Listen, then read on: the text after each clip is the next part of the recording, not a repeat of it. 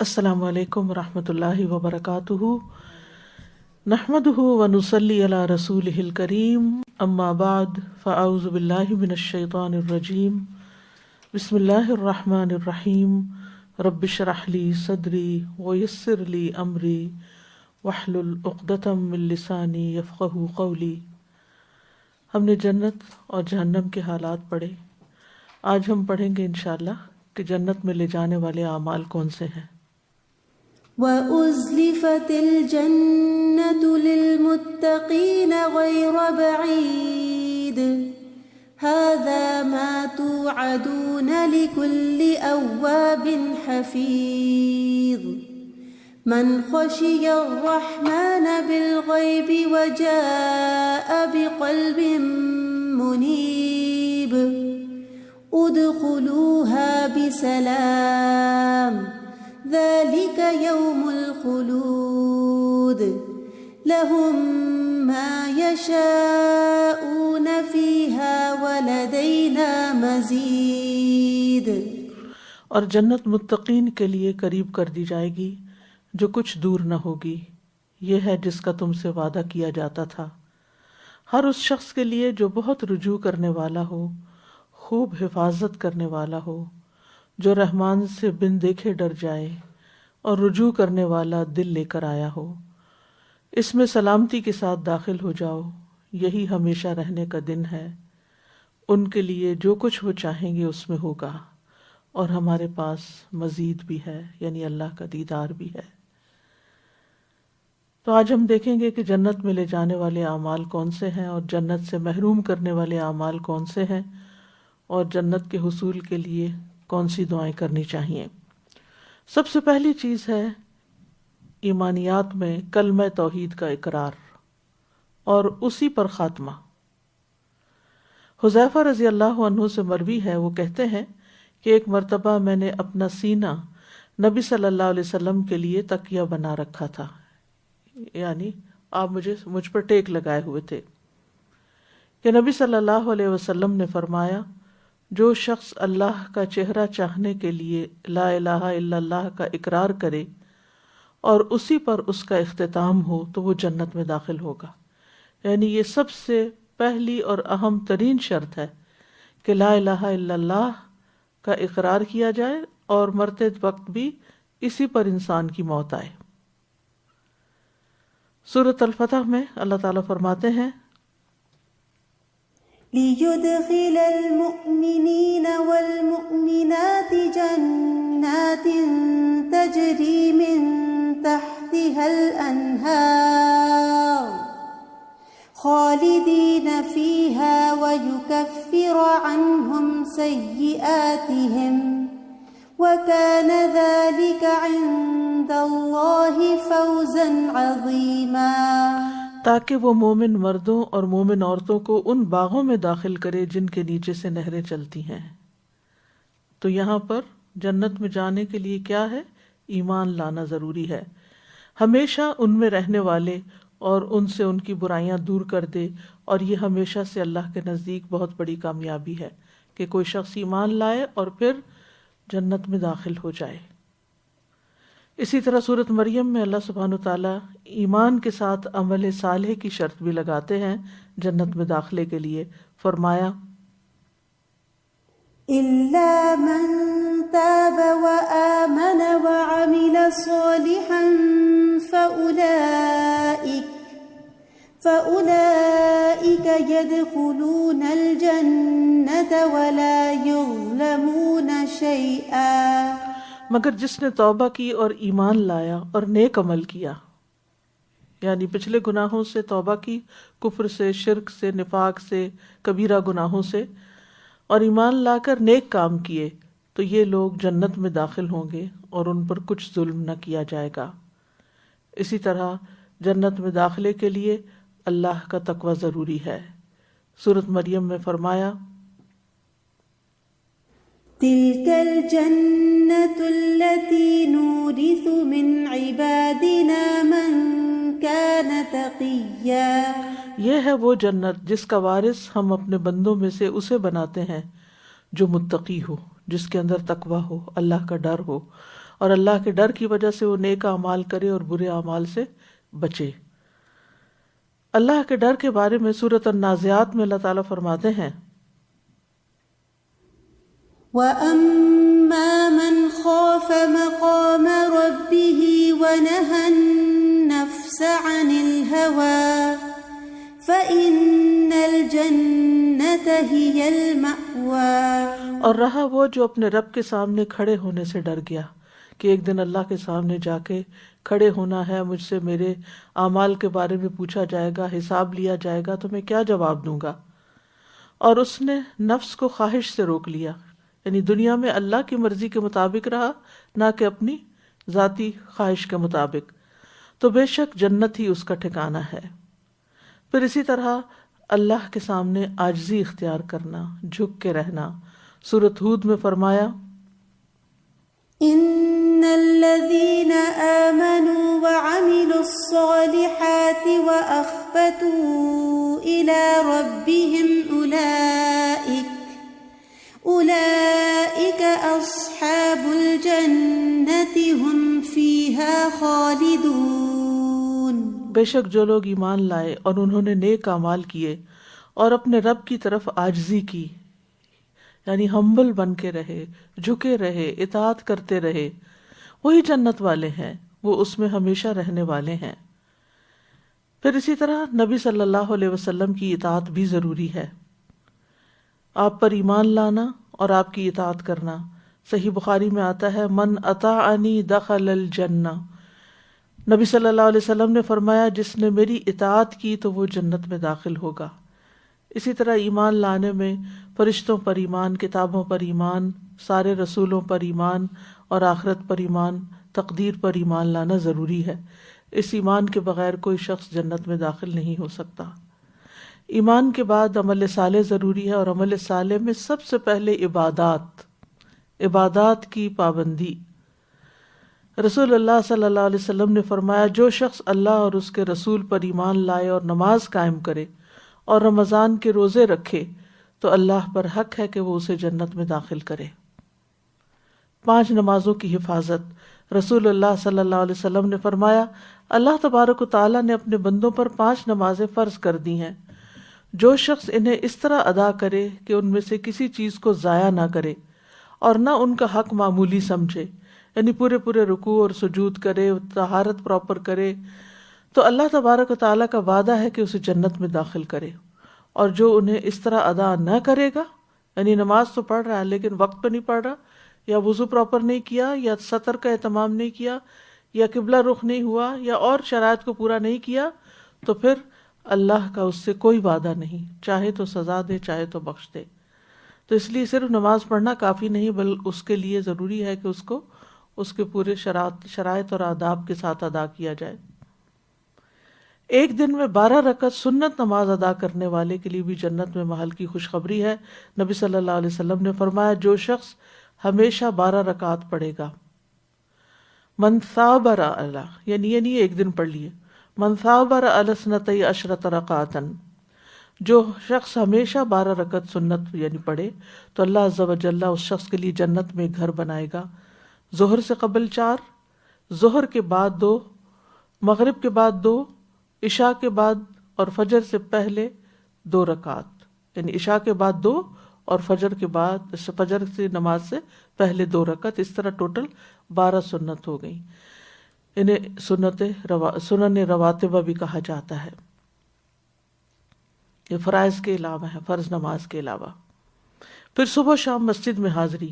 نبی صلی اللہ علیہ وسلم نے فرمایا جو شخص صبح اور شام مسجد میں جاتا ہے اللہ تعالیٰ جنت میں اس کی مہمانی کا سامان کرے گا، وہ صبح شام جب بھی مسجد جائے گا۔ پھر روزے کی حالت میں خاتمہ ہونا۔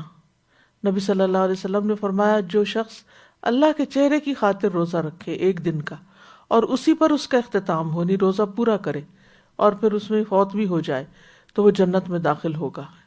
یعنی جب تک پورا کرے سے مراد یہ نہیں کہ روزہ پورا کرے، ختم لہ بہا، خاتمہ بھی اس کا اسی پر ہوا تو پھر اس کا داخلہ جنت میں ہے۔ پھر حج کا اجر صحیح بخاری میں ہے، رسول اللہ صلی اللہ علیہ وسلم نے فرمایا ایک عمرے کے بعد دوسرا عمرہ دونوں کے درمیان کے گناہوں کا کفارہ ہے، اور حج مبرور کا بدلہ جنت کے سوا کچھ نہیں. یعنی حج اور عمرہ بھی انسان کے ان اعمال میں سے ہے جو جنت میں لے جانے والے ہیں. عبادات کے بعد نفلی صدقات. نبی صلی اللہ علیہ وسلم نے فرمایا جو شخص اللہ کا چہرہ چاہنے کے لیے صدقہ کرے، یعنی کسی پہ احسان نہ جتائے اور بد دلی سے نہ کرے بلکہ خوشی سے کرے، اور اسی پر اس کا اختتام ہو، یعنی آخر دم تک اس نے ریاکاری نہیں کی، اور جب بھی خرچ کیا چاہے سالوں سال گزر گئے کبھی بھی اس نے اس کو نہیں جتایا، تو وہ جنت میں داخل ہوگا. پھر 40 خصلتیں. رسول اللہ صلی اللہ علیہ وسلم نے فرمایا 40 خصلتیں جن میں سے سب سے اعلیٰ و ارفع دودھ دینے والی بکری کا ہدیہ کرنا ہے، ایسی ہیں کہ جو شخص ان میں سے ایک خصلت پر بھی عامل ہوگا ثواب کی نیت سے اور اللہ کے وعدے کو سچا سمجھتے ہوئے، تو اللہ اس کی وجہ سے اسے جنت میں داخل کرے گا. یعنی انسان دوسرے انسانوں کی ضروریات پوری کرے. ان میں سے ایک ضرورت کیا ہے کہ دودھ دینے والی بکری کا صدقہ کرنا، اور وہ گائے بھی ہو سکتی، بھینس بھی ہو سکتی، یعنی وہ خرید کر کسی غریب فیملی کو انسان دے دے کہ جو اس سے اپنا پیٹ بھر سکیں، ان کے بچے پی سکیں. تو ایسے صدقات کو بھی جن کا خاص طور پر بائی نیم ذکر کیا گیا. ایک تو نا جنرلی صدقہ ہم ویسے ہی دے دیتے ہیں بغیر کسی وجہ کے کہ ٹھیک ہے جو جیسے چاہیں خرچ کر لیں، اور ایک یہ ہے کہ خود خرید کے یا کسی سے کہہ کے خرید کے کسی کو وہ دلوانا جو ہے وہ خوبصورت صدقہ ہے اور اس پر جنت کی بشارت ہے. پھر معاملات میں سب سے اہم صلہ رحمی ہے، رشتہ داروں کے ساتھ اچھا سلوک رکھنا ہے. ابو ایوب کہتے ہیں ایک آدمی نے نبی صلی اللہ علیہ وسلم کی خدمت میں حاضر ہو کر عرض کیا کہ مجھے ایسا عمل بتا دیجئے جو مجھے جنت کے قریب و جہنم سے دور کر دے. آپ نے فرمایا اللہ کی عبادت کرو، اس کے ساتھ کسی کو شریک نہ کرو، نماز قائم کرو، زکوٰۃ ادا کرو، اور اپنے رشتہ داروں سے صلہ رحمی کرو. یعنی ان کے حقوق ادا کرتے رہو، ان سے جڑے رہو، ان سے تعلق قائم رکھو. اور ان میں خاص طور پر سب سے پہلا حق جس کا ہے وہ ہے والدین. والدین سے نیکی کرنا. حضرت عائشہ کہتی ہیں کہ رسول اللہ صلی اللہ علیہ وسلم نے فرمایا میں سویا تو میں نے خواب میں اپنے آپ کو جنت میں دیکھا، تو میں نے وہاں ایک قاری کی تلاوت کی آواز سنی. میں نے پوچھا یہ کون ہے؟ مجھے بتایا گیا یہ حارثہ بن نعمان ہے. رسول اللہ صلی اللہ علیہ وسلم نے ان سے کہا یہی نیکی ہے، یہی نیکی ہے. اور وہ کیا تھی؟ وہ لوگوں میں سے اپنی والدہ کے ساتھ بہت زیادہ حسن سلوک کرنے والے تھے. یعنی والدین اور والدین میں سے بھی والدہ، اس کے ساتھ حسن سلوک کرنا، اس کا خیال رکھنا، اس کی ضروریات پوری کرنا، اس کا دل خوش کرنا، زندہ ہوں تب بھی، اور اگر کوئی فوت ہو جائے تو مرنے کے بعد بھی ان کے لیے صدقہ خیرات کرنا. یہ ایسی نیکی ہے جو انسان کو جنت میں لے جانے والی ہے. کیونکہ جب تک زندہ ہوتے ہیں ہم بعض اوقات ان کا خیال رکھنے کو ہی حسن سلوک سمجھتے ہیں، جب وہ فوت ہو جاتے ہیں تو ہم ان کو بھول جاتے ہیں. نہیں، ان کے لیے لازم کر لینی چاہیے دعا بھی اور صدقہ بھی جو ریگولر بیسس پر ہو. پھر اسی طرح عام لوگوں کے ساتھ تعلق اچھا کیسے ہو؟ ان کو وہ دینا جو خود کو پسند ہو، یعنی اپنی پسندیدہ چیزوں میں سے دوسروں کو دینا. رسول اللہ صلی اللہ علیہ وسلم نے فرمایا تم میں سے جو شخص یہ چاہتا ہے کہ اسے جہنم کی آگ سے بچا لیا جائے اور وہ جنت میں داخل ہو جائے تو اسے اس حال میں موت آنی چاہیے کہ وہ اللہ اور یوم آخرت پر ایمان رکھتا ہو، اور لوگوں کو وہ دے جو خود لینا پسند کرے. یعنی اوروں کے لیے بھی وہی چیز پسند کرے جو اپنے لیے پسند کرتا ہے. جب کسی کے ساتھ انسان معاملہ کرنے لگے تو سوچے کہ کیا میں اپنے لیے یہ پسند کروں گا جو میں دوسرے کے لیے کر رہا ہوں. پھر کھانا کھلانا اور عمدہ کلام کرنا. ہانی بن یزید کہتے ہیں میں نے کہا اللہ کے رسول صلی اللہ علیہ وسلم کون سی چیز جنت کو واجب کرتی ہے؟ واجب کا مطلب یہ کہ لازم ہو جاتی. آپ نے فرمایا تم عمدہ کلام یعنی اچھی بات کرو اور کھانا کھلانے کو لازم پکڑ لو. یعنی یہ نہیں کہ ایک آدھ دفعہ بلکہ اپنی ہیبٹ بنا لو کہ اپنے کھانے میں سے دوسرے کو کھلاؤ. پھر مریض کی عیادت یا اللہ کی خاطر کسی سے ملاقات کرنا. رسول اللہ صلی اللہ علیہ وسلم نے فرمایا جو کسی بیمار کی عیادت کرے یا اپنے دینی بھائی سے ملاقات کرنے کے لیے جائے تو آسمان سے ایک فرشتہ اعلان کرتا ہے کہ تم بھی پاک ہو، یعنی گناہ سے پاک ہو گئے ہو، اور تمہارا چلنا بھی پاک ہے اور تم نے جنت میں گھر بنا لیا. اور اس میں ضروری نہیں کہ گھر سے باہر والے لوگ ہی بیمار ہوں تو انسان خاص طور پر ان کے لیے پوچھے، جو گھر میں پڑے ہوئے ہوں ان کا خیال رکھنا بھی ضروری ہے، اور اس نیت کے ساتھ کہ اس کا اتنا اجر ہے، صبح و شام ان کا خاص طور پر حال پوچھے۔ بعض اوقات ہم اور خدمت کرتے رہتے ہیں لیکن حال نہیں پوچھتے، تو حال پوچھنا بھی اسی میں آتا ہے۔ پھر اسی طرح نیکی کے کام جو مختلف طرح کے ہیں۔ ابو ذر کہتے ہیں میں نے کہا اللہ کے رسول صلی اللہ علیہ وسلم کون سی چیز بندے کو آگ سے نجات دلاتی ہے؟ آپ نے فرمایا اللہ پر ایمان لانا۔ میں نے کہا اللہ کے نبی کیا ایمان کے ساتھ عمل بھی ضروری ہے؟ آپ نے فرمایا اللہ نے جو رزق اسے عطا کیا ہے اس میں سے خرچ کرے، یعنی دینے والا بنے۔ میں نے کہا کہ اللہ کے رسول صلی اللہ علیہ وسلم اگر وہ فقیر ہو اور اس کے پاس کوئی ایسی چیز نہ ہو جو اللہ کے راستے میں دے سکے، آپ نے فرمایا پھر وہ نیکی کا حکم دے اور برائی سے روکے۔ میں نے کہا اللہ کے رسول صلی اللہ علیہ وسلم اگر وہ ایسا کرنے سے عاجز ہو اور نیکی کا حکم دینے اور برائی سے روکنے کی طاقت نہ رکھتا ہو، آپ نے فرمایا پھر وہ کسی بے ہنر جاہل کو کوئی ہنر سکھا دے، جو ہنر آپ کو آتا ہے۔ مثلا ہنر کیا ہوتے ہیں، جیسے کسی کو کمپیوٹر سکھا دینا، کسی کو کوئی کپڑے سینے سکھا دینا، کسی کو کھانا پکانا سکھا دینا، روٹی پکانا سکھا دینا، کپڑے دھونا سکھا دینا۔ یہ جو گھر کے کام ہوتے ہیں یہ بھی ہنر میں یہ بھی ایک سکل ہوتی ہے، کیونکہ اگر وہ طریقے صحیح آتے ہوں تو انسان بہت جلد اور آسان طریقے سے کام کر سکتا ہے۔ میں نے دیکھا کہ بعض لوگوں کو برتن تک دھونے نہیں آتے ہوتے، یعنی اتنے بچپن سے انہیں کسی نے سکھایا نہیں، یا والدہ کو بھی نہیں آتے ہوں گے، اس نے بھی نہیں سیکھے، آگے بچیوں کے اندر بھی وہی چیز۔ اور بعض اوقات بچیوں کے اندر جب یہ ہنر نہیں ہوتے تو اگلے گھروں میں جا کے ان کے لیے بڑی بڑی مشکلات پیدا ہو جاتی ہیں۔ تو یہ ہنر سکھانا بھی دوسرے کے لیے دنیا میں بھی آسانی کا باعث اور اپنے لیے جنت کمانے والی بات۔ میں نے کہا اگر وہ خود بے ہنر ہو، اس کو ہی نہیں کچھ چج عقل اور کچھ بھی کرنے کی طاقت نہ رکھتا ہو، آپ نے فرمایا پھر کسی مغلوب اور مظلوم کی مدد کرے۔ میں نے کہا اگر وہ خود ضعیف ہو اور مظلوم کی مدد کرنے کی طاقت نہ رکھتا ہو، آپ نے فرمایا تو اپنے بھائی میں کوئی خیر و بھلائی چھوڑنا ہی نہیں چاہتا، انہیں اسے کچھ بھی نہیں آتا۔ تو ایسے کمزور انسان کو چاہیے کہ وہ لوگوں کو تکلیف نہ دے، پھر یعنی کچھ نہیں کر سکتا تو کسی کو ہرٹ نہ کرے۔ میں نے کہا اللہ کے رسول صلی اللہ علیہ وسلم جب کوئی آدمی یہ عمل کرے گا تو وہ جنت میں داخل ہو جائے گا۔ آپ نے فرمایا جو مسلمان بھی ان میں سے کوئی نیکی کرے گا، یعنی جو جتنے بھی کام بتائے گئے ہیں، وہ نیکی اس کا ہاتھ پکڑ لے گی یہاں تک کہ وہ اسے جنت میں داخل کر دے گی۔ یعنی نیک کام کرنے کے جو عمومی نیک کام ہیں ان کے بھی اتنے فائدے ہیں۔ پھر اسی طرح اچھی گواہی ہونا بندے کی، اچھے کام کرنا تاکہ اچھی گواہیاں ہوں۔ یہ نہیں کہ انسان دکھاوے کے لیے کام کرنا شروع کر دے، اخلاص کے ساتھ معاملہ کرے۔ جو بندہ امانت دار ہو، مخلص ہو، لوگوں کے دل سے اس کے لیے تعریف نکلتی ہے، اور جو ڈنڈی مارے، باتوں میں ہیر پھیر کرے، کہے کچھ کرے کچھ، اور دھوکہ دے کسی کو، چالاکیاں کرے دوسروں کے ساتھ، وہ بھی پتہ چل جاتا ہے دوسروں کو۔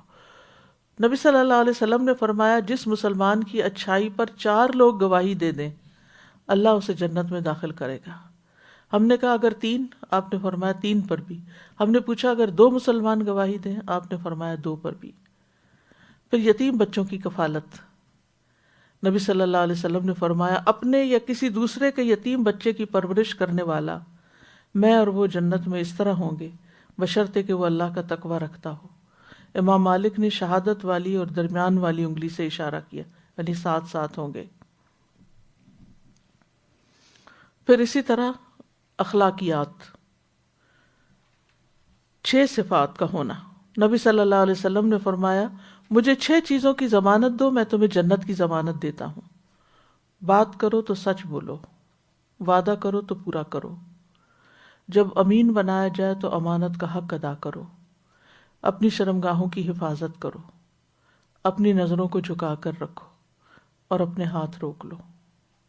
بات میں سچائی، وعدہ پورا، امانت میں خیانت نہیں، شرم و حیا، نگاہیں جھکانا اور اپنے ہاتھ روک لینا یعنی غلط کاموں سے۔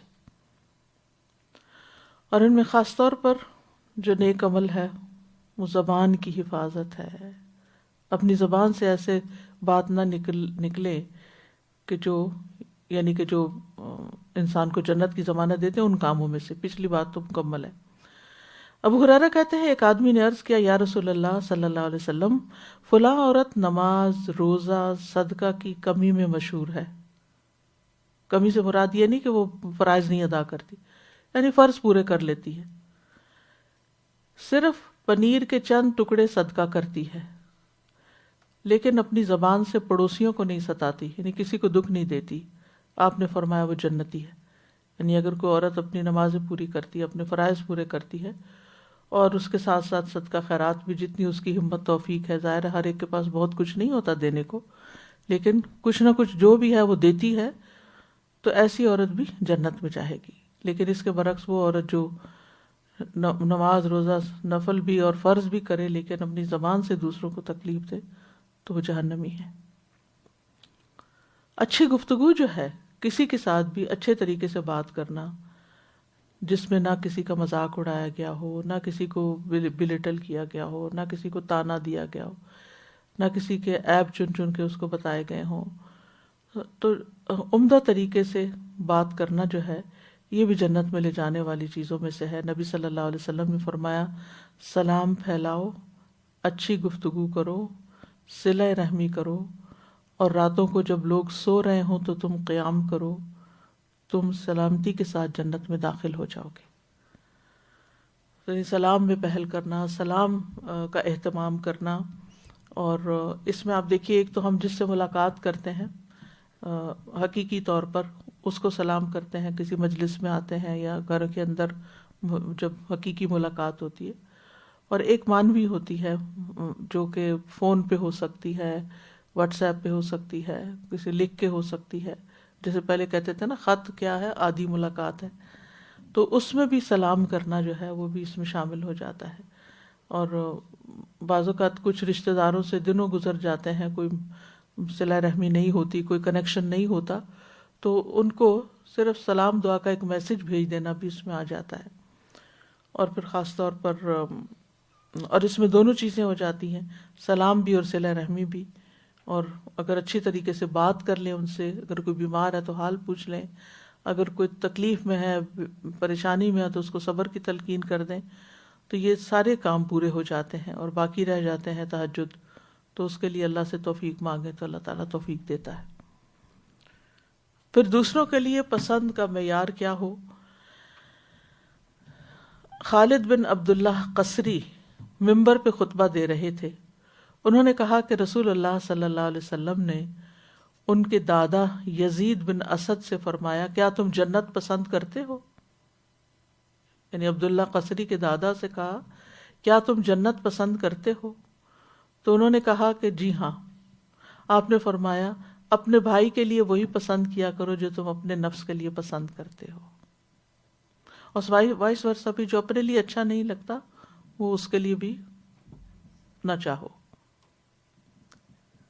پھر اسی طرح سچائی، نبی صلی اللہ علیہ وسلم نے فرمایا یقیناً سچ نیکی کی طرف رہنمائی کرتا ہے اور یقیناً نیکی جنت کی طرف لے جاتی ہے. یعنی سچا انسان جو ہوتا ہے اس کو نیکی کے مواقع ملتے رہتے ہیں اور پھر وہ نیکی اس کو جنت میں لے جاتی ہے. حیا، رسول اللہ صلی اللہ علیہ وسلم نے فرمایا حیا ایمان کا حصہ ہے اور ایمان کا تعلق جنت سے ہے. تو گویا حیا بھی انسان کو جنت میں لے جانے والا ہے. راستے سے تکلیف دہ چیز ہٹا دینا، نبی صلی اللہ علیہ وسلم نے فرمایا جو شخص مسلمانوں کے راستے سے کسی تکلیف دہ چیز کو ہٹاتا ہے تو اللہ اس کے لیے ایک نیکی لکھ دیتا ہے، اور جس کے لیے اللہ کے ہاں ایک نیکی لکھی جائے اللہ اسے جنت میں داخل فرما دے گا. نبی صلی اللہ علیہ وسلم نے فرمایا میں نے ایک ایسے آدمی کو جنت میں چلتے پھرتے دیکھا جس نے راستے میں ایک ایسے درخت کو کاٹ دیا تھا جس کی وجہ سے لوگوں کو تکلیف ہوتی تھی، یعنی ان کا راستہ تنگ ہو گیا تھا. اسی طرح نابالغ بچوں کی وفات. ابن عباس کہتے ہیں کہ میں نے رسول اللہ صلی اللہ علیہ وسلم کو کہتے ہوئے سنا میری امت میں سے جس کے 2 بچے فوت ہو کر آگے چلے جائیں وہ جنت میں داخل ہوگا. عائشہ رضی اللہ عنہا نے عرض کیا میرے والد آپ پہ قربان، اگر کسی کا ایک بچہ فوت ہو کر آگے گیا ہو تب آپ نے فرمایا یا موفقہ. موفقہ کا مطلب ہے جسے نیکی کی توفیق دی گئی. اگر کسی کا ایک بچہ ہو تو بھی، پھر عرض کیا اگر آپ کی امت میں کسی کا کوئی بچہ فوت ہو کے آگے نہ گیا ہو، کیونکہ ان کے اپنے بچے نہیں تھے، تو کہنے کہ اگر کسی کا کوئی بھی نہیں گیا تو پھر آپ نے فرمایا میں اپنی امت کا فرط ہوں، کیونکہ میری موت کی جدائی جیسی مصیبت انہیں نہیں پہنچے گی. یعنی فرط تک فارطا، یعنی میں سب سے پہلے جانے والا ہوں امت کے آگے آگے، اور جنت میں شفاعت کے ذریعے امت کو لے جاؤں گا. اور پھر یہ ہے کہ اس وجہ سے کہ میری امت کو میری وفات سے جو تکلیف پہنچی ہے وہ سب مصیبتوں سے زیادہ بڑی مصیبت ہے، تو اس وجہ سے میں اپنی امت کو سب سے آگے لے جاؤں گا. یعنی باقی انبیاء کی قوموں نے تو اپنے نبی کو ستایا اور نبیوں کو ستایا. حضرت عیسیٰ علیہ السلام کو تو آسمان پہ اٹھا لیا گیا، اور اکثر انبیاء کی جو امتیں تھیں ان میں سے چند ایک لوگ ان کے ساتھ ایمان لائے اور وہ نکلے، اور باقی تو امتیں تباہ ہو گئیں. لیکن نبی صلی اللہ علیہ وسلم کی امت پر وہ دن سب سے زیادہ تکلیف دہ تھا جب نبی صلی اللہ علیہ وسلم کی وفات ہوئی تھی. اور ہم بھی جب واقعہ پڑھتے ہیں آپ کی بیماری سے لے کر آپ کی تدفین تک کا، تو سوال ہی پیدا نہیں ہوتا کہ انسان کے آنسو نہ بہیں. اور ایمن کا وہ واقعہ یاد ہوگا کہ جو اس بات پر رنجیدہ تھی کہ آپ کی وفات کی وجہ سے وحی کا سلسلہ ختم ہو گیا. پھر ہے ذکر اذکار. اذان، رسول اللہ صلی اللہ علیہ وسلم نے فرمایا جس نے 12 سال اذان دی اس کے لیے جنت واجب ہو جاتی ہے، اور روز اس کے لیے اذان کہنے کے باعث 60 نیکیاں اور تکبیر کے سبب 30 نیکیاں لکھی جاتی ہیں. پھر دل کے یقین سے اذان کا جواب دینا. اب خواتین اذان تو نہیں دے سکتی لیکن جواب تو دے سکتی ہیں نا. اب ہریرہ کہتے ہیں کہ ایک مرتبہ رسول اللہ صلی اللہ علیہ وسلم کے ساتھ ہم یمن کے کسی بالائی حصے میں تھے کہ بلال رضی اللہ عنہ اذان دینے کے لیے کھڑے ہوئے. جب وہ اذان دے کر خاموش ہوئے تو رسول اللہ صلی اللہ علیہ وسلم نے فرمایا جو شخص بلال کے کہے ہوئے کلمات کی طرح دل کے یقین کے ساتھ یہ کلمات کہے، یعنی اذان کا جواب دے، تو وہ جنت میں داخل ہوگا. یعنی توجہ سے اذان سننی چاہیے اور جواب دینا چاہیے. پھر نماز کے بعد اور سونے سے پہلے کی تسبیحات، تسبیح پڑھنا جو تسبیحات فاطمہ ہے. نبی صلی اللہ علیہ وسلم نے فرمایا 2 عمل ایسے ہیں اگر کوئی مسلمان بندہ ان کی پابندی کر لے تو جنت میں داخل ہوگا، اور وہ بہت آسان ہیں مگر ان پہ عمل کرنے والے بہت کم ہیں. ایک یہ ہے کہ ہر نماز کے بعد 10 بار سبحان اللہ، 10 بار الحمدللہ، 10 بار اللہ اکبر کہے، تو زبان کی ادائیگی کے اعتبار سے 150 بار، یعنی 5 نمازوں کا، اور ترازو میں 1500 ہوں گے، ہر نیکی کا 10 گنا نا. اور دوسرا یہ کہ سوتے وقت 34 بار اللہ اکبر، 33 بار الحمدللہ، 33 بار سبحان اللہ کہے، یعنی بیڈ پہ جا کے. یہ زبان سے تو 100 ہوئے اور میزان میں 1000 ہوں گے، یعنی 10 گنا ہر ایک. تو یہ تسبیحات جو ہیں، اور اسی طرح نماز کے بعد 33 بار کی بھی بات آتی ہے. اگر 33 بار کا ٹائم نہیں تو 10 بار کا تو ٹائم نکالنا ہی چاہیے. کتنے منٹ لگیں گے اس میں؟ اور اگر اس کے بدلے جنت ملتی ہو تو اور کیا چاہیے؟ صرف عادت بنانے کی دیر ہے. پھر قرآن مجید کی سورتوں سے محبت. انس بن مالک رضی اللہ عنہ روایت کرتے ہیں کہ ایک شخص نے کہا اے اللہ کے رسول، میں قل هو اللہ احد سے محبت رکھتا ہوں. تو نبی صلی اللہ علیہ وسلم نے فرمایا تمہاری اس سے محبت تمہیں جنت میں داخل کرے گی. یعنی قل هو اللہ احد میں اللہ تعالیٰ کی توحید ہے، تو اس سورت سے محبت تمہیں جنت میں داخل کرے گی. پھر اللہ تعالیٰ کے 99 نام یاد رکھنا. ان للہ 99 اسما 100 الا واحدا من احصاها دخل الجنہ. نبی صلی اللہ علیہ وسلم نے فرمایا اللہ تعالیٰ کے 99 نام ہیں، یعنی 1 کم 100. جو شخص ان سب کو محفوظ رکھے گا، یعنی ان کو یاد رکھے گا، وہ جنت میں داخل ہوگا. اور خاص طور پر آپ دیکھیے کہ ان کا معنی جاننا، اور جب کوئی وقت آئے مشکل تو اس وقت اللہ کا کوئی ایسا نام یاد کر لینا کہ جس سے اس کی تکلیف دور ہو جائے.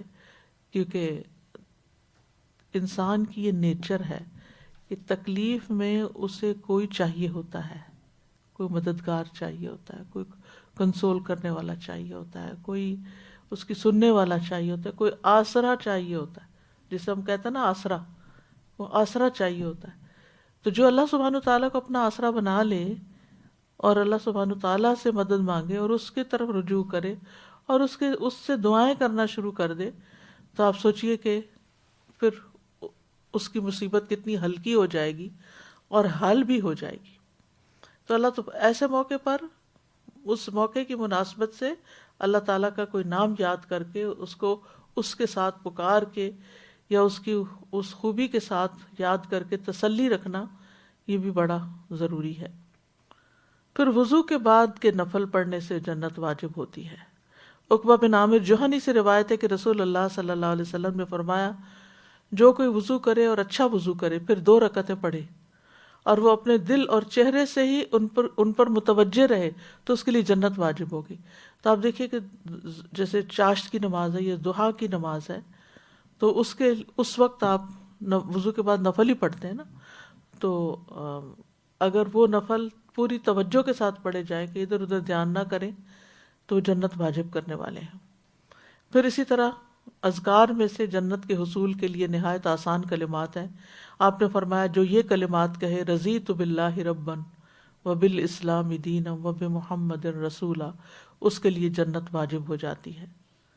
پھر سید الاستغفار پڑھنا، سید الاستغفار، نبی صلی اللہ علیہ وسلم نے فرمایا کہ سید الاستغفار یہ ہے کہ تم کہو، اللہم انت ربی لا الہ الا انت خلقتنی وانا عبدک وانا علی عہدک ووعدک ما استطعت اعوذ بک من شر ما صنعت ابوء لک بنعمتک علی وابوء بذنبی فاغفر لی فانہ لا یغفر الذنوب الا انت۔ اے اللہ، تو میرا رب ہے، تیرے سوا کوئی معبود نہیں، یعنی معبود برحق نہیں، تو نے مجھے پیدا کیا ہے اور میں تیرا ہی بندہ ہوں، میں اپنی طاقت کے مطابق تیرے عہد و پیمان پر کاربند ہوں، میں ان بری حرکتوں سے تیری پناہ چاہتا ہوں جو میں نے کی ہیں، اور ان نعمتوں کا اقرار کرتا ہوں جو تو نے مجھ پر کی ہیں، اور میں اپنے گناہوں کا بھی اعتراف کرتا ہوں، میری مغفرت کر دے۔ بلا شبہ تیرے سوا کوئی بھی گناہ معاف کرنے والا نہیں، اور لوگ تو ویسے ہی نہیں معاف کرتے، تو اللہ ہی معاف کر سکتا ہے، تو اللہ ہی معاف کرنے والا ہے، اس پورے یقین کے ساتھ۔ اب آپ دیکھیں یہاں اللہ سبحانہ تعالیٰ ہی کے ساتھ بات ہو رہی ہے، اسی سے معافی مانگی جا رہی ہے، تو یہ اللہ کے ساتھ تعلق جو ہے نا، یہ بڑا ضروری ہے۔ آپ نے فرمایا، جس نے صبح ان پر یقین کرتے ہوئے دل کی گہرائی سے انہیں پڑھا، پھر شام ہونے سے پہلے اسی دن اس کا انتقال ہو گیا تو وہ جنتی ہے، یعنی اگر فجر میں پڑھا تھا اور دن میں فوت ہو گیا تو جنتی ہے۔ اور جس نے ان پہ یقین رکھتے ہوئے رات کے وقت ان کو پڑھ لیا تھا مغرب کے ساتھ، پھر اس کے صبح ہونے سے پہلے اس کا انتقال ہو گیا تو وہ جنتی ہے۔ پھر ہر نماز کے بعد آیت الکرسی پڑھنا، یہ بھی جنت میں داخل ہونے کا ذریعہ ہے۔ نبی صلی اللہ علیہ وسلم نے فرمایا، جو ہر فرض نماز کے بعد آیت الکرسی پڑھے اسے جنت میں داخل ہونے سے سوائے موت کے کوئی چیز روکنے والی نہیں۔ اس کی بھی عادت ہونی چاہیے، فرض کا سلام پھیرتے ہی بات چیت کیے بغیر پہلے آیت الکرسی پڑھ لی جائے۔ عبداللہ بن مسعود سے روایت ہے کہ رسول اللہ صلی اللہ علیہ وسلم نے فرمایا، جو چیز تمہیں جنت کے قریب کر سکتی ہے میں نے تمہیں اس کا حکم دے دیا ہے، اور جو چیز تمہیں جہنم کے قریب کر سکتی ہے میں نے تمہیں اس سے منع بھی کر دیا ہے۔ یعنی دین بالکل واضح ہے، اور اگر ہم نبی صلی اللہ علیہ وسلم کی احادیث کو مانے ہی نہ تو یہ خیر کی باتیں ہمیں کہاں سے پتہ چلے۔ پھر یہاں جنت سے محروم کرنے والے اعمال کا بھی ذکر ہو جائے تو اچھا ہے۔ سب سے پہلی چیز ہے کفر، اللہ تعالیٰ کا انکار، اللہ کے نبیوں کا انکار، یعنی کفر کی جو بھی اقسام۔ سورۃ الاعراف میں اللہ تعالیٰ فرماتے ہیں، وَنَادَى أَصْحَابُ النَّارِ أَصْحَابَ الْجَنَّةِ أَنْ أَفِيضُوا عَلَيْنَا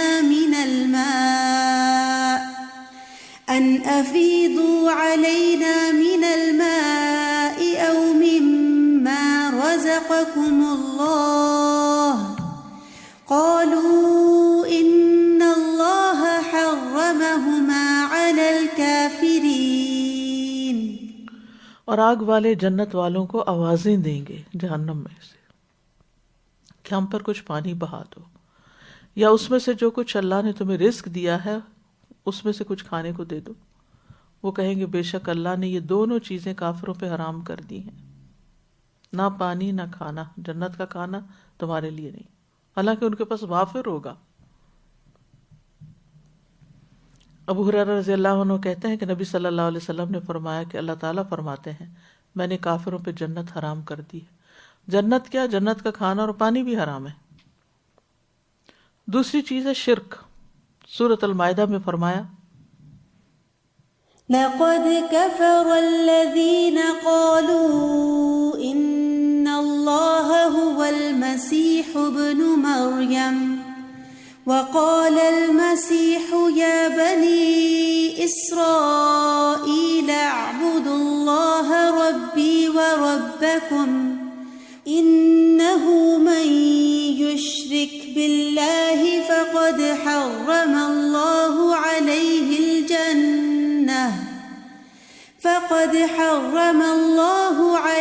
الجنة ومأواه النار وما للظالمين من انصار. اے بنی اسرائیل اللہ کی عبادت کرو. مسیح علیہ السلام نے کہا تھا جو میرا اور تمہارا رب ہے. بے شک حقیقت یہ ہے کہ جو بھی اللہ کے ساتھ شریک بنائے، یعنی کسی کو اللہ کا بیٹا قرار دے یا پارٹنر، تو یقیناً اس پر اللہ نے جنت حرام کر دی اور اس کا ٹھکانہ آگ ہے، اور ظالموں کے لیے کوئی مدد کرنے والا نہیں. اسی طرح اللہ تعالیٰ کی آیات کا انکار اور تکبر کرنا یہ بھی جنت سے محروم کرنے والی چیز ہے. سورۃ الاعراف آیت 40 میں فرمایا ان الذين كذبوا بآياتنا واستكبروا عنها لا تفتح لهم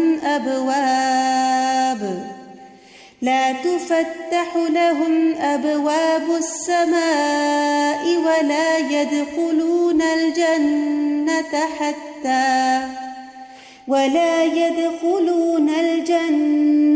حتى يلج الجمل في سم الخياط وكذلك نجزي المجرمين. بے شک جن لوگوں نے ہماری آیات کو جھٹلایا اور انہیں قبول کرنے سے تکبر کیا، ان کے لیے نہ آسمان کے دروازے کھولے جائیں گے اور نہ وہ جنت میں داخل ہوں گے یہاں تک کہ اونٹ سوئی کے ناکے میں داخل ہو جائے. یہاں تک کہ اونٹ سوئی کے ناکے میں داخل ہو جائے، اور اونٹ بھلا کیسے داخل ہو سکتا اس میں؟ امپاسبل. اور ہم مجرموں کو اسی طرح بدلہ دیتے ہیں. پھر قطع رحمی. رسول اللہ صلی اللہ علیہ وسلم نے فرمایا قطع رحمی کرنے والا جنت میں داخل نہ ہوگا. پھر چغل خوری. نبی صلی اللہ علیہ وسلم نے فرمایا چغل خور جنت میں داخل نہیں ہوگا. پھر پڑوسی کو ستانا. نبی صلی اللہ علیہ وسلم نے فرمایا جس کی ایذا رسانی سے اس کے پڑوسی محفوظ نہ ہوں وہ جنت میں نہیں جائے گا. پھر ذرہ برابر تکبر. نبی صلی اللہ علیہ وسلم نے فرمایا جس کے دل میں رائی کے دانے برابر بھی تکبر ہوگا وہ جنت میں نہیں جائے گا. اور تکبر کیا ہے؟ حق سے منہ موڑنا اور لوگوں کو کمتر سمجھنا. لوگوں کو کمتر سمجھنا، حق سے منہ موڑنا. بعض اوقات لوگ حق کو قبول کر لیتے ہیں لیکن لوگوں کے بارے میں رائے اچھی نہیں سمجھتے، ان کو حقیر سمجھتے. اس کی کیا علامات ہوتی ہیں؟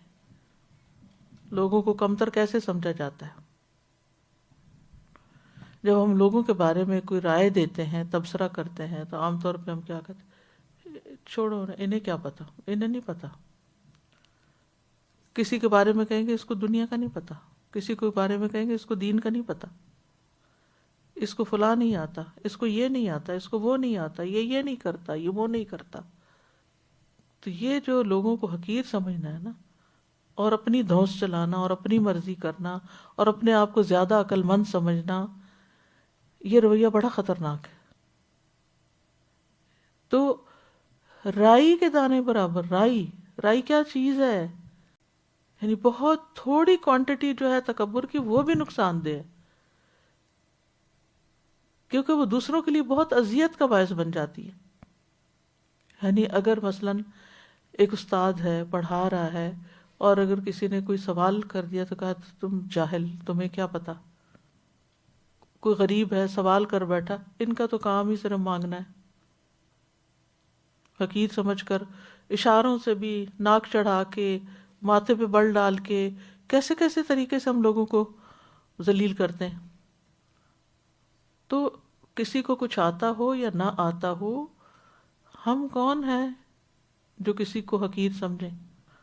ہر ایک کی غلطیوں سے درگزر کرنے کی ضرورت ہے اور اس پہ بے جا تبصرے نہیں کرنے چاہیے، کسی پہ ہنسنا نہیں چاہیے، کہ بدگمانی نہیں کرنی چاہیے. کیونکہ ہنسنے کے پیچھے بھی کیا ہوتا ہے؟ جب کوئی کسی پہ ہنستا ہے تو اس کا مطلب کیا ہے؟ حقیر سمجھتا ہے اس کو، تبھی ہنستا ہے نا. ہم اپنے ماں باپ کو اپنے سے بڑا سمجھتے ہیں تو ان پہ تو نہیں ہنستے، اور اگر کوئی ماں باپ پہ بھی ہنستا ہے تو اس کا مطلب تو بالکل ہی گیا گزرا. پھر والدین کی نافرمانی، احسان جتلانا، پھر جادو پر ایمان لانا. ابو موسیٰ اشعری کہتے ہیں کہ رسول اللہ صلی اللہ علیہ وسلم نے فرمایا، شراب پر ہمیشگی کرنے والا، جادو پر ایمان لانے والا اور قطع رحمی کرنے والا جنت میں داخل نہیں ہوں گے. استغفر اللہ. پھر تقدیر کا انکار. نبی صلی اللہ علیہ وسلم نے فرمایا، والدین کا نافرمان، ہمیشہ شراب پینے والا اور تقدیر کو جھٹلانے والا جنت میں داخل نہیں ہوں گے. پھر حرام کھانا. رسول اللہ صلی اللہ علیہ وسلم نے فرمایا، حرام مال سے پلا ہوا جسم جنت میں نہیں جائے گا. پھر مخالف جنس کی مشابہت اختیار کرنا، دیوس اور شراب کا عادی. آپ نے فرمایا 3 قسم کے لوگ کبھی بھی جنت میں داخل نہیں ہوں گے. دیوس، وہ عورتیں جو مردوں سے مشابہت کرنے والی ہیں. ہمیشہ شراب پینے والا. صحابہ نے کہا، اے اللہ کے رسول صلی اللہ علیہ وسلم، ہمیشہ کے شرابی کے تو ہم جانتے ہیں، مگر دیوس کا کیا معنی ہے؟ آپ نے فرمایا، وہ شخص جس کی پرواہ نہیں کرتا کہ اس کے گھر والوں کے پاس کون داخل ہو رہا ہے، کون آ جا رہا ہے. ہم نے کہا، فما الرجلۃ من النساء. آپ نے فرمایا، وہ عورتیں جو مردوں سے مشابہت کرنے والی ہیں. تو یہاں پر جنت سے رکاوٹ بننے والے اعمال کا ذکر تھا، وہ ختم ہوا. تھوڑا سا ذکر ہم اعراف والوں کا بھی کرتے ہیں، کیونکہ قیامت کے دن کچھ لوگ تو اپنے اعمال کی وجہ سے جہنم میں جائیں گے اور کچھ لوگ جنت میں جائیں گے، اور کچھ ایسے ہوں گے جو جنت اور جہنم کے بیچ میں سٹک ہوں گے، جن کو اعراف والے کہا گیا. یہ وہ لوگ ہوں گے جن کے اچھے اور برے اعمال برابر ہوں گے. سورۃ الاعراف میں فرمایا، وَبَيْنَهُمَا حِجَابٌ وَعَلَى الْأَعْرَافِ رِجَالٌ يَعْرِفُونَ كُلًّا بِسِيمَاهُمْ وَنَادَوْا أَصْحَابَ الْجَنَّةِ أَن سَلَامٌ عَلَيْكُمْ لَمْ يَدْخُلُوهَا وَهُمْ يَطْمَعُونَ وَإِذَا صُرِفَتْ أَبْصَارُهُمْ تِلْقَاءَ أَصْحَابِ النَّارِ قَالُوا رَبَّنَا لَا تَجْعَلْنَا مَعَ الْقَوْمِ الظَّالِمِينَ وَنَادَى أَصْحَابُ الْأَعْرَافِ رِجَالًا يَعْرِفُونَهُم بِسِيمَاهُمْ قالوا ما أغنى عنكم جمعكم وما كنتم تستكبرون أهؤلاء الذين أقسمتم لا ينالهم الله برحمة ادخلوا الجنة لا خوف عليكم ولا أنتم تحزنون. اور ان دونوں کے درمیان ایک آڑ ہوگی. دونوں کون ہیں؟ جنت والے اور جہنم والے. بیچ میں ایک دیوار ہوگی یا آڑ ہوگی، اور اس کی بلندیوں پر کچھ لوگ ہوں گے جو سب کو ان کی نشانی سے پہچانیں گے. یعنی جنت والوں کو ان کے چمکتے چہروں سے اور جہنم والوں کو ان کے سیاہ چہروں سے. اور وہ جنت والوں کو آواز دیں گے، تم پر سلام ہو. وہ اس میں داخل نہ ہوئے ہوں گے اور وہ طمع رکھتے ہوں گے، یعنی یہ اعراف والے. اور جب ان کی نگاہیں آگ والوں کی طرف پھیری جائیں گی تو کہیں گے، اے ہمارے رب، ہمیں ان ظالم لوگوں کے ساتھ مت کرنا. اور ان بلندیوں والے کچھ لوگوں کو آواز دیں گے، یعنی بلندیوں والے کچھ لوگوں کو آواز دیں گے جنہیں وہ ان کی نشانی سے پہچانتے ہوں گے، یعنی جہنم والوں میں سے، کہیں گے تمہارے کام نہ تمہاری جماعت آئی اور نہ جو تم بڑے بنتے تھے۔ کیا یہی وہ لوگ ہیں، یعنی جنت والے، جن کے متعلق تم نے قسمیں کھائی تھی کہ اللہ انہیں کوئی رحمت نہیں پہنچائے گا؟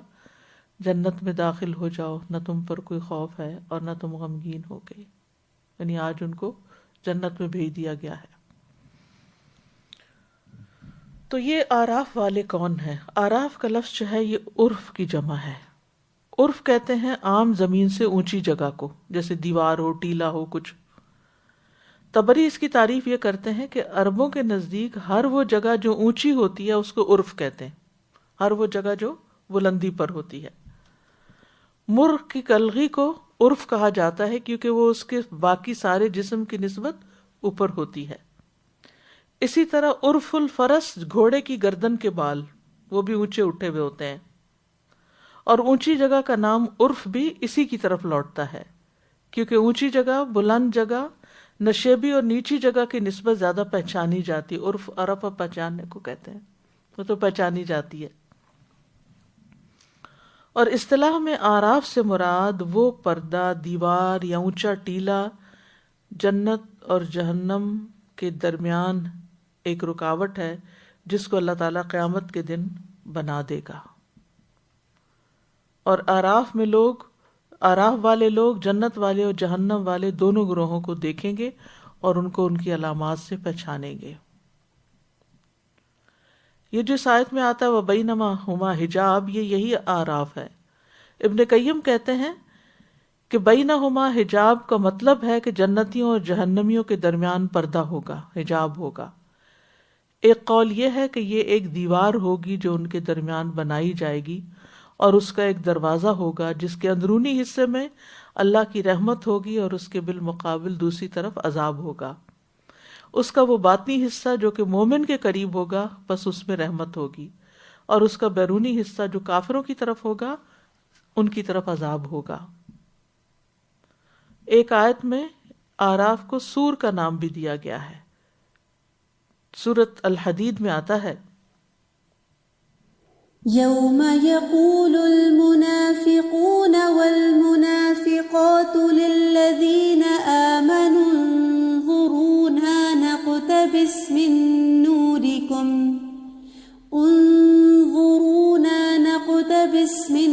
نوركم قيل ارجعوا وراءكم فالتمسوا نورا فضرب بينهم بسور له باب باطنه فيه الرحمة وظاهره من قبله العذاب۔ جس دن منافق مرد اور منافق عورتیں ان لوگوں سے کہیں گے جو ایمان لائے، ہمارا انتظار کرو کہ ہم تمہاری روشنی سے کچھ روشنی حاصل کر لیں۔ کہا جائے گا اپنے پیچھے لوٹ جاؤ، بس کچھ روشنی تلاش کرو۔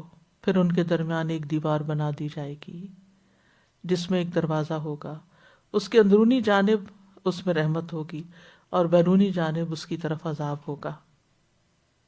حذیفہ اور عبداللہ بن عباس کہتے ہیں کہ یہ وہ لوگ ہوں گے آراف والے جن کی نیکیاں اور برائیاں برابر ہوں گی، پس ان کی برائیاں جنت تک جانے سے ان کو پیچھے کر دیں گی، لیکن ان کی نیکیاں ان کو آگ سے بچا کر آگے لے جائیں گی۔ ان کو وہاں کھڑا کر دیا جائے گا یہاں تک کہ اللہ ان کے بارے میں جو چاہے گا فیصلہ کرے گا، پھر اللہ تعالیٰ آخر میں ان کو اپنی رحمت کے ساتھ جنت میں داخل کر دے گا، لیکن وہ ایک لانگ ویٹنگ پیریڈ میں ہوں گے۔ ابن مسعود کہتے ہیں کہ جس کی نیکیاں اور برائیاں برابر ہوں گی وہ آراف والوں میں سے ہوگا۔ اور یعرفون کلم بسیماہم کا مطلب ہے کہ جنتیوں کے چہرے سفید اور نورانی ہوں گے اور جہنمیوں کے کالے، یا امت محمد صلی اللہ علیہ وسلم کے وضو کے اعضاء جو چمک رہے ہوں گے۔ وہم یطمعون کا معنی ہے وہ جنت میں جانے کی امید رکھتے ہوں گے، یعنی ابھی گئے نہیں لیکن ان کو اللہ سے اچھی امید ہوگی، اپنے حساب کتاب کی وجہ سے وہ ابھی انتظار میں ہوں گے۔ تو آراف والے وہاں کھڑے ہو کر دونوں کو پہچانیں گے اور ان جنت والوں کو سلام بھی کریں گے، اور جہنم والوں کو دیکھ کر اس سے بچنے کی دعا بھی کریں گے، اور یہ سب سے آخر میں جنت میں جائیں گے، یعنی جب میجر کراؤڈ چلا جائے گا۔ اس کے بعد پھر وہ جو جہنم میں گرے ہوئے لوگ ہیں وہ شفاعت سے نکل کے پھر جائیں گے۔ ایک بات یاد رکھیے کہ جو تو جہنمی جہنم کے دروازوں سے داخل ہوں گے وہ اس میں ہمیشہ رہیں گے، جہنم کے دروازوں سے جو گئے اندر وہ نہیں نکل پائیں گے، لیکن جو مسلمان اوپر سے پل صراط پر سے گریں گے وہ جہنم کی اوپر والی سطح پر ہوں گے، اور ان میں سے ہر ایک کو اس کے عمل کے مطابق، کسی کو گرم لو ملے گی، کسی کو آگ ہوگی، کوئی آگ میں پک کے ایسے کوئلہ ہو جائے گا اور پھر اس کو نہر حیات میں ڈالا جائے گا۔ اللہ عالم کہ کس کے اوپر کیا گزرتی ہے، لیکن یہ کہ وہ جہنم کی گہرائیوں میں نہیں جائیں گے۔ گہرائیوں میں کون جائے گا؟ منافقین جائیں گے، اور دوسرے کفار ہوں گے، پھر اس کے اور مشرکین وغیرہ ہوں گے، لیکن سب سے اوپر جو صراط کراس کرتے ہوئے گریں گے وہ پھر نکال لیے جائیں گے، پھر شفاعت سے نکالے جائیں گے، پھر اللہ تعالیٰ کے عتقاء ہوں گے، اور اس طرح ان میں سے آخری شخص بھی، جس کا ہم پیچھے تفصیل سے پڑھ چکے ہیں کہ کس طرح وہ آہستہ آہستہ جنت تک پہنچ جائے گا اور اس میں داخل ہو جائے گا۔ تو یہ ہے اعراف والوں کا حال کہ وہ باقی جنت والوں کی نسبت بعد میں اندر جائیں گے۔ ہم سب کو جنت کے حصول کے لیے کام بھی کرنے چاہیے، اللہ کو راضی بھی کرنا چاہیے، اور دعائیں بھی کرنی چاہیے۔ اللہم انی اسألک الجنۃ واعوذ بک من النار، اللہم انی اسألک جنۃ الفردوس الاعلی، رب ابن لی عندک بیتا فی الجنہ، اللہم ادخلنا الجنہ، اللہم ادخلنا الجنہ، اللہم ادخلنا الجنہ، اللہم انی اسألک ایمانا لا یرتد ونعیما لا ینفد ومرافقۃ محمد فی اعلی جنت الخلد۔ اے اللہ، میں آپ سے ایسے ایمان کا سوال کرتا ہوں جس میں کبھی ارتداد نہ آئے، ایسی نعمتوں کا سوال کرتا ہوں جو کبھی ختم نہ ہو، اور ہمیشہ کی جنت کے بلند حصے میں محمد صلی اللہ علیہ وسلم کی رفاقت کا سوال کرتا ہوں۔ اللہم انی اسألک الجنۃ وما قرب الیہا من قول او عمل، واعوذ بک من النار وما قرب الیہا من قول او عمل۔ اے اللہ، میں تجھ سے جنت کا سوال کرتا ہوں اور ہر اس قول اور عمل کی توفیق کا سوال کرتا ہوں جو اس سے قریب کرے، اور میں جہنم سے تیری پناہ میں آتا ہوں اور ہر اس قول اور عمل سے پناہ مانگتا ہوں جو جہنم سے قریب کرے۔ اللہم اقسم لنا من خشیتک ما یحول بیننا وبین معاصیک، ومن طاعتک ما تبلغنا به جنتک، ومن طاعتک ما تبلغنا به جنتک، ومن الیقین ما تهون به علینا مصیبات الدنیا، ومتعنا باسماعنا وابصارنا وقوتنا ما احییتنا، واجعله الوارث منا، واجعل ثأرنا على من ظلمنا، وانصرنا على من عادانا، ولا تجعل مصیبتنا في دیننا، ولا تجعل الدنیا اکبر ہمنا ولا مبلغ علمنا، ولا تسلط علینا من لا یرحمنا، ولا تسلط علینا من لا یرحمنا۔ ابو ہریرہ رضی اللہ عنہ کہتے ہیں کہ نبی صلی اللہ علیہ وسلم نے فرمایا، بے شک اللہ تبارک و تعالیٰ کے کچھ زائد فرشتے ایسے بھی ہیں جو گھومتے پھرتے رہتے ہیں، یعنی ایکسٹرا فرشتے ہیں وہ، جن کی کوئی اسپیسیفک ڈیوٹی نہیں۔ وہ ذکر کی مجالس کو تلاش کرتے ہیں، جب وہ ایسی مجلس کو پا لیتے ہیں جس میں ذکر ہو تو ان کے ساتھ بیٹھ جاتے ہیں، پس جب وہ جدا ہوتے ہیں وہ اٹھ جاتے ہیں، یعنی جب لوگ ڈسپرس ہوتے ہیں تو فرشتے بھی اٹھ جاتے ہیں اور آسمان کی طرف چڑھتے ہیں، تو اللہ عز و جل ان سے پوچھتا ہے، حالانکہ وہ بخوبی جانتا ہے کہ تم کہاں سے آئے ہو۔ وہ عرض کرتے ہیں، ہم زمین میں تیرے بندوں کے پاس سے آئے ہیں جو تیری تسبیح، تکبیر، تحلیل اور تعریف اور تجھ سے سوال کرنے میں مشغول تھے۔ اللہ فرماتا ہے وہ مجھ سے کیا سوال کر رہے تھے؟ وہ عرض کرتے ہیں وہ تجھ سے تیری جنت کا سوال کر رہے تھے۔ اللہ تعالیٰ فرماتا ہے کیا انہوں نے میری جنت کو دیکھا ہے؟ وہ عرض کرتے ہیں نہیں ہے رب۔ اللہ تعالیٰ فرماتا ہے اگر وہ میری جنت کو دیکھ لیتے تو ان کی کیا کیفیت ہوتی؟ وہ عرض کرتے ہیں اور وہ تجھ سے پناہ بھی مانگ رہے تھے۔ اللہ تعالیٰ فرماتا ہے وہ مجھ سے کس چیز کی پناہ مانگ رہے تھے؟ فرشتے عرض کرتے ہیں اے رب تیری جہنم سے۔ اللہ تعالیٰ فرماتا ہے کیا انہوں نے میری جہنم کو دیکھا ہے؟ وہ عرض کرتے ہیں نہیں۔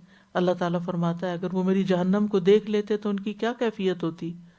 فرشتے عرض کرتے ہیں کہ وہ تجھ سے مغفرت بھی مانگ رہے تھے۔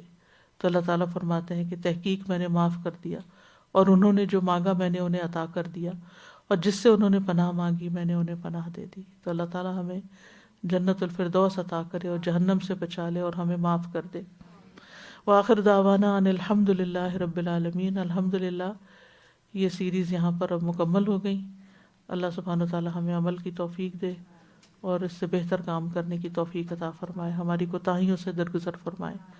اور اس حدیث کے حوالے سے یہ کہوں گی کہ ہم اس وقت گھروں میں بھی بیٹھ سکتے تھے، مجلس کے بغیر بھی پڑھ سکتے تھے، لیکن اپنا وقت نکال کے آنا، مجلس میں بیٹھنا اور پھر فرشتوں کی ہمسائیگی میں بیٹھنا، یہ بہت بڑے اعزاز کی بات ہے۔ اس پر استقامت مانگنی چاہیے، یہ اللہ کی توفیق کے بغیر ممکن نہیں۔ اللہ سبحانہ و تعالی ہمیں آئندہ بھی سیکھتے رہنے کی توفیق عطا فرمائے۔ سبحانک اللہم و بحمدک، اشہد ان لا الہ الا انت، استغفرک و اتوب الیک۔ السلام علیکم و رحمۃ اللہ وبرکاتہ۔